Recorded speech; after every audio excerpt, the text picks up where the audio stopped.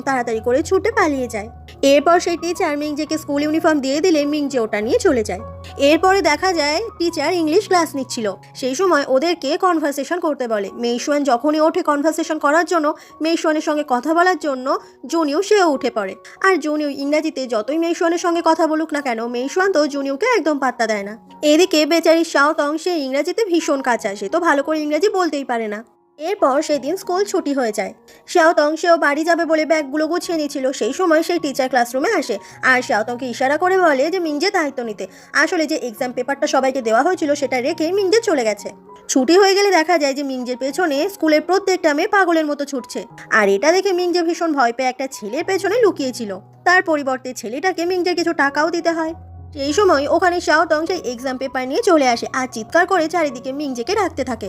এটা দেখে মিংজে তখন তাড়াতাড়ি করে শাওতংকে ওখান থেকে ধারে সরিয়ে নিয়ে আসে। এর ফলে ওরা দুজন ভীষণ কাছাকাছি চলে আসে। মিংজে বলে, আমি তোমাকে একদম পাত্তা দেবো না, আমাকে ফলো করো না। শাওতং বলে, আমি তোমার প্রতি মোটেও ইন্টারেস্টেড নই, টিচার আমাকে এটা তোমাকে দিতে বলেছে। মিংজে তখন ওটা কিছুতেই নিতে চায় না আর শাওতং ওকে খুবই জোর করতে থাকে ওটা নেওয়ার জন্য, কারণ টিচার তো দায়িত্ব দিয়েছে। ওটা যাতে নিতে না হয় মিংজে সেই সময় ওখান থেকে ছুটতে পালায়। আর কি, শাওতং সেও মিংজেকে ধরার জন্য ওর পেছনেই ছোটা শুরু করে। এইভাবে ছুটতে ছুটতে মিংজের পুরো বাড়ির সামনে অব্দি চলে আসে শাওতং, যেটা দেখে মিংজে নিজেই অবাক হয়ে যায়। শাওতং তখন দেখে যে মিংজে কত বড় একটা বাড়িতে থাকে। এরপর ওই এক্সাম পেপারটা মিংজের হাতে তুলে দিয়ে ওখান থেকে শাওতং চলে যায়। আর মিংজে সে শাওতং এর দিকে অবাক হয়ে দেখতে থাকে, ভাবে যে মেয়েটা সত্যি অনেক অদ্ভুত। এরপর রাত হয়ে গেলে দেখা যায় শাওতং নিজের বাড়িতে বসে মন দিয়ে পড়াশোনা করছিল।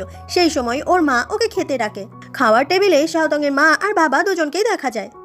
শাওতং এর মা ভীষণ বাজে রান্না করে, যেটা খেতে শাওতং এর আর ওর বাবার একদম ভালো লাগে না। প্রত্যেকদিন ওরা রীতিমতো ভয় ভয় থাকে যে আজকে আবার কি বিষাক্ত জিনিস ওদেরকে খেতে হবে।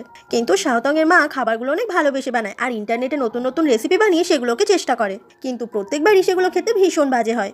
অন্যদিকে রাত হয়ে গেলে মিংজেকে দেখা যায় এত বড় বাড়িতে মিংজে শুধুমাত্র একা থাকে আর খিদে মেটানোর জন্য শুধুমাত্র নুডলস খায়। ওর সামনেই তখন সেই এক্সাম পেপারটা পড়েছিল, যেটা দিকে তাকিয়ে ওর শাওতং এর কথা মনে পড়ে যায়।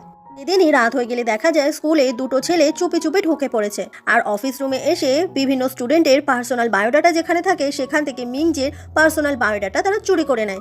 এর পরের দিন সকালবেলা সেই বায়োডাটা টাকার বিনিময়ে প্রত্যেকটা মেয়েদের কাছে বিক্রি করতে থাকে ওই দুটো ছেলে, কারণ ওই দুটো ছেলে জানে ক্লাসের প্রত্যেকটা মেয়ে মিংজের জন্য একেবারে পাগল, তাই সবাই টাকা দিয়ে মিংজের পার্সোনাল ইনফরমেশন কিনবেই। এই সময় ওই ছেলে দুটোর কাছে মেইশুয়ান আসে আর মেইশুয়ান সেও টাকা দিয়ে মিংজের পার্সোনাল বায়োডাটাগুলো কিনে নেয়, যাতে সে মিংজের সম্বন্ধে সমস্ত কিছু জানতে পারে।